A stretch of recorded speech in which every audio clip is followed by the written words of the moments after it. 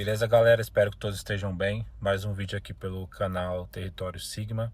E eu já quero pedir para vocês que vocês deixem uma curtida no vídeo, algum comentário já aqui no início para ajudar no engajamento do canal, para que a gente consiga levar essa mensagem aqui para outras pessoas, porque assim como é importante para minha pessoa, acredito que vocês também consigam tirar algum aprendizado disso e também seja importante e possa ser útil para outras pessoas o conteúdo que nós estamos colocando aqui no canal.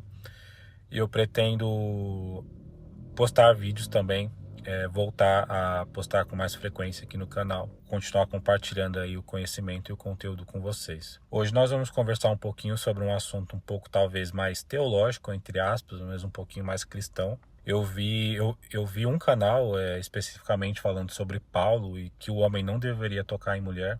Não assisti o vídeo, só vi a capa, tá? Já adianto aqui. Mas há algum tempo atrás eu escutei e assisti outros conteúdos sobre isso.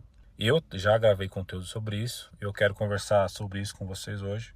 Se realmente o homem não deve tocar em mulher e quais as circunstâncias onde isso se aplica ou não, tá? Lembrando que é importante a gente sempre, quando vai falar sobre assuntos bíblicos, né, que geralmente se vê em um meio mais religioso, é importante a gente sempre levar em consideração o contexto, e não só o contexto ali do assunto do período do tempo onde esse assunto está acontecendo, né? Mas o contexto até da sua própria vida.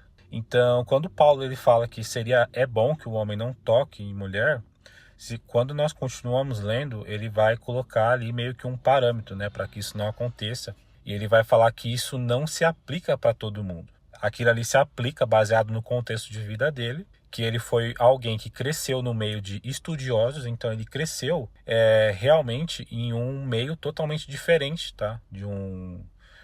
Para que ele talvez sentisse algum interesse por alguma mulher.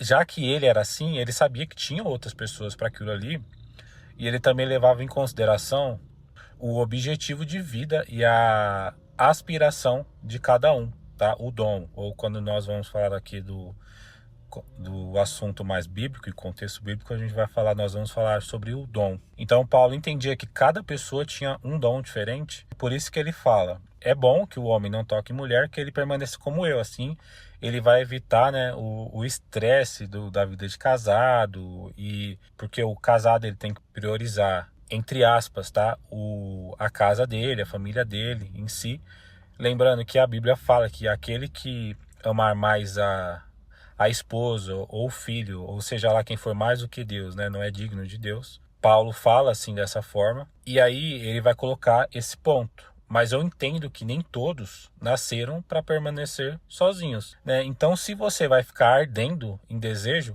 busque uma mulher e case-se, né? E viva com a sua mulher. Aí nós temos que levar em consideração o contexto da sociedade atual, que não era tão diferente da sociedade a qual Paulo vivia, tá? Lembrando que existiam templos que as pessoas praticavam atos sexuais ritualísticos entre várias pessoas dentro desses templos, espalhados pelos lugares por onde Paulo andava, né? Até porque ele era apóstolo e um missionário, né? Então, existia esse contexto lá. O contexto que nós vivemos hoje não é tão diferente. Claro que hoje nós temos uma sociedade e um estado mais a favor do feminino. Isso é lógico, já está intrínseco aqui no conteúdo que eu estou falando. Mas falando de forma da liberdade que as mulheres exercem hoje, talvez não esteja tão diferente daquela época a qual Paulo falava. E aí vem a grande pergunta. Se eu estou falando de um assunto espiritual, cada pessoa tem um dom para exercer coisas diferentes, então automaticamente você tem que pedir uma direção para que Deus te direcione e você consiga atingir o objetivo e entender qual é o seu dom. E algo que eu venho percebendo é que as pessoas não têm mais uma mente saudável para que elas consigam entender esse direcionamento ou talvez a voz da própria consciência delas. E por que não? Eu acredito que nós temos dois principais problemas, até onde eu consigo lembrar neste momento, que são músicas e as dificuldades da própria vida. Então a música, ela acaba criando um chiado na cabeça do ser humano. É como se fosse realmente uma antena de rádio, né? Você está conectado em outra frequência. Então, se você for alguém que consome muita música, você vai ver que durante o dia as melodias, batidas e etc, elas vão ficar na sua cabeça, né? E se você conseguir fazer um detox de música e conseguir realmente deixar a sua mente limpa, você vai perceber algo que é fenomenal, né? Você vai começar a escutar a voz da sua consciência. Não só quando você erra, porque quando você erra, você escuta várias vozes na cabeça. Mas quando realmente nós estamos com a mente mais limpa e buscando um direcionamento em nossa vida, você vai começar a escutar a voz da sua consciência de uma forma que ela vai te direcionar para alguns caminhos e resolver certas situações. Então eu acredito que o primeiro ponto é esse, que você deva se perguntar, né? Beleza, qual que é o meu propósito de vida? Será que eu nasci para isso? Será que o momento da sociedade tá legal ou não? Logicamente não tá. Então, para que você não fique ardendo em desejo, você vai precisar buscar outras prioridades na sua vida. Lembrando que eu não estou aconselhando você aqui a seguir por esse caminho do relacionamento.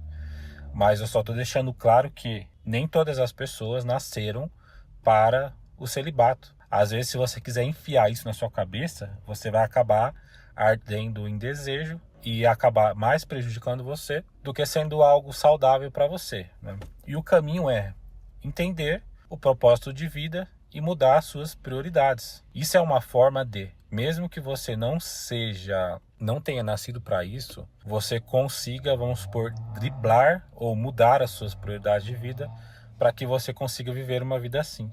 Então, não viver de forma ociosa e entender bem o propósito de vida e as suas prioridades e realmente ter prioridades, objetivos de vida, isso ajuda que mesmo se você não tiver inclinação para o celibato, para viver sozinho, você vai conseguir driblar essas vontades e viver de forma mais digna, alegre e confortável.